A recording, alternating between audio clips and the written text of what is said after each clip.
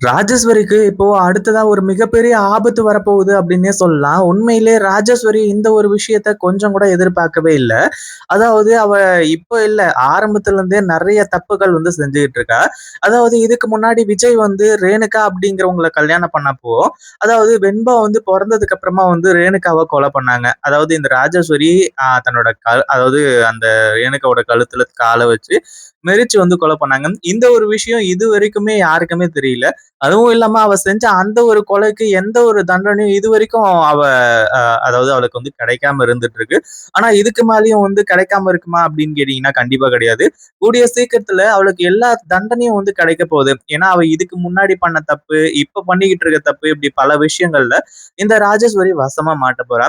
அதுலயும் விஜய் தன்னோட தம்பின்னு கூட பார்க்காம, தன்னோட தம்பி பொண்டாட்டின்னு கூட பார்க்காம, இதுக்கு முன்னாடி கொலை பண்ணதுல இருந்து தன்னோட தம்பிய வீட்ட விட்டு துரத்துனது, இப்படி பல விஷயங்கள வந்து செஞ்சா. ஆனா கடைசியில அவளுக்கு இப்படி ஒரு ஆப்பு தான் வரும் அப்படின்னு யாருமே எதிர்பார்க்கவே இல்ல. அதாவது இந்த கவின் வந்து நம்ம மல்லிய பார்க்கும்போதும் சரி, இன்னும் வந்து மல்லிய கிட்னாப் பண்ணும்போதும் சரி, இப்படி வந்து அதாவது என் அக்காவ வந்து கொலை பண்ணிட்டல்ல, என் சுடர் அக்காவ கொலை பண்ணிட்டல்ல அப்படிங்கிற மாரி வந்து சொல்லிட்டு இருந்தான். இப்போ அதே கவின் தான் இந்த ராஜேஸ்வரிக்கு முதல்ல ஃபோன் பண்ணி மிரட்டுனாங்க. ஆனா இந்த ராஜேஸ்வரிக்கு யாரு, என்ன, ஏது அப்படிங்கிற விஷயம் தெரியாது. இந்த அதாவது ஏற்கனவே ஒரு பையன் அந்த கத்திய வச்சு மிரட்டினான் இல்லையா? அதாவது இந்த மாரி கத்தி வந்து நீங்க வாங்கி குடுக்க சொன்னதுனால, அந்த கத்திய வச்சு தான் வந்து நீங்க கொலை பண்ணியிருக்கீங்க அப்படிங்கிற மாரி வந்து சொல்லி பணம் கேட்டாங்க. ஒருவேள அவனோட ஃப்ரெண்ட் தான் எவனோ ஒருத்தன் வந்து ஃபோன் பண்ணி மிரட்டுறான் அப்படிங்கிற மாரி வந்து நெனச்சுட்டு இருந்தாங்க.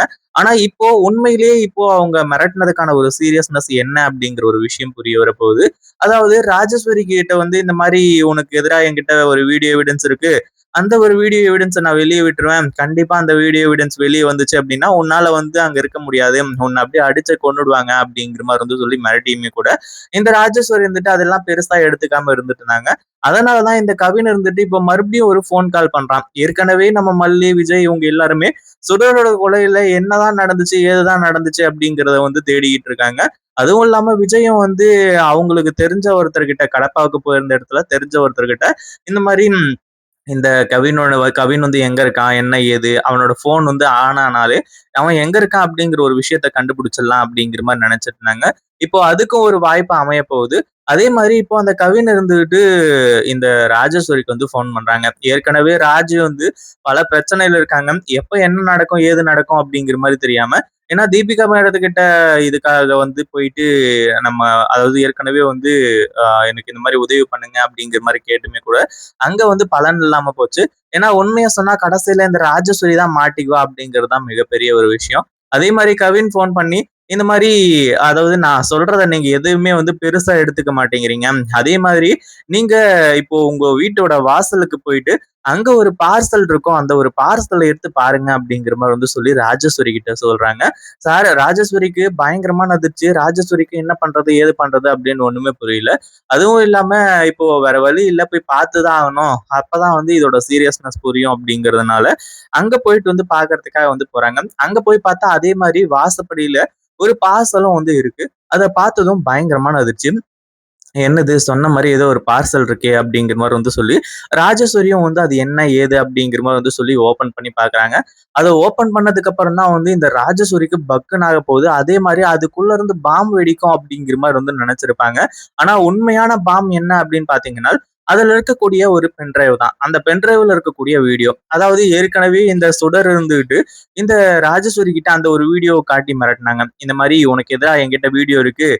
அதாவது ராஜேஸ்வரி முன்னாடி வந்து ஃபோன்ல பேசிட்டு இருந்திருப்பா. இந்த ரஞ்சிதா கிட்ட.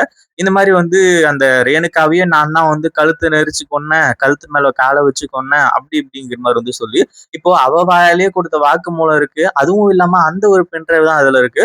அததான் இப்ப போயிட்டு தன்னோட லேப்டாப்ல வந்து போட்டு பார்க்க போறாங்க.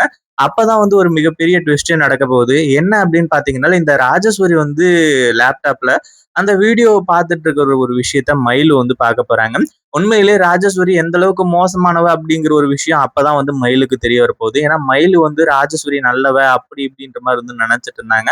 ஆனா அதே சமயத்துல இப்போ ராஜேஸ்வரி அந்த வீடியோ பார்த்ததுக்கு அப்புறமா செம்ம ஷாக்கு. ஏன்னா உண்மையிலேயே அந்த வீடியோ இருக்கா? இவனுக்கு வந்து சும்மா வந்து நம்மள மிரட்டிட்டு இருக்கானுங்களா? ஏன்னா ஏற்கனவே அந்த சுடரோட எல்லாமே போயிடுச்சு. சுடரோட வந்து அந்த வீடியோவும் அழிஞ்சு போயிடுச்சு. இனிமே நமக்கு பிரச்சனை கிடையாது அப்படிங்கிற மாதிரி சொல்லி ராஜேஸ்வரி நினைச்சிட்டு இருந்தா.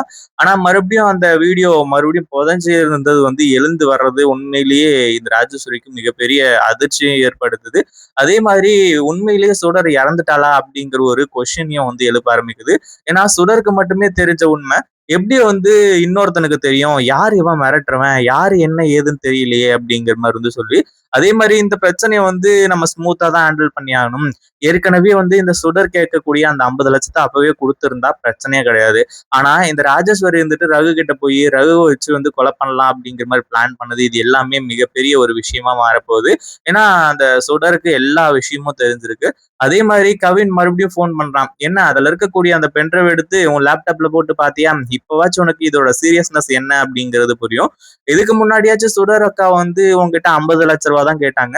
ஆனா இப்ப நான் சொல்றேன் நீங்க 2,00,00,000 இதுக்கு கொடுக்கணும். இதோட மதிப்பு அவ்வளவு இருக்கு அப்படிங்கிற மாதிரி சொல்லி 2,00,00,000 கேக்குறாங்க. உண்மையிலே ராஜேஸ்வரி 2,000 எங்கேயாச்சும் கிடைச்சு எங்கேயாச்சும் ஃப்ரீயா தராங்க அப்படிங்கிற மாதிரி சொன்னா அங்க ஓடி போய் வாங்கக்கூடிய ஒரு ஆளு. அப்படி இருக்கும்போது 2,00,00,000 எப்படி தூக்கி கொடுக்கறதுக்கு மனசு வரும் அப்படின்னு கேட்டீங்கன்னா வேற வழியே கிடையாது. தூக்கி கொடுத்துதான் ஆகணும். அதே மாதிரி இப்போ இந்த கவின் நாளைக்கு காலையில இந்த இடத்துக்கு வந்துருங்க. அந்த பணத்தை ரெடி பண்ணிட்டு அப்படிங்கிற மாதிரி சொல்லி அந்த பணத்தை எடுத்துட்டு வர சொல்ல போறாங்க. ராஜேஸ்வரியும் இந்த கேஸ்ல வசமா மாட்ட போறாங்க. இதை பத்தி நீங்க என்ன நினைக்கிறீங்க? அந்த வீடியோ பிடிச்சிருந்தா லைக் பண்ணுங்க, ஷேர் பண்ணுங்க. இப்பதான் நம்ம சேனலுக்கு ஃபர்ஸ்ட் டைம் வரீங்க அப்படின்னா கீழே இருக்க சப்ஸ்கிரைப் பட்டனை பிரஸ் பண்ணிக்கோங்க.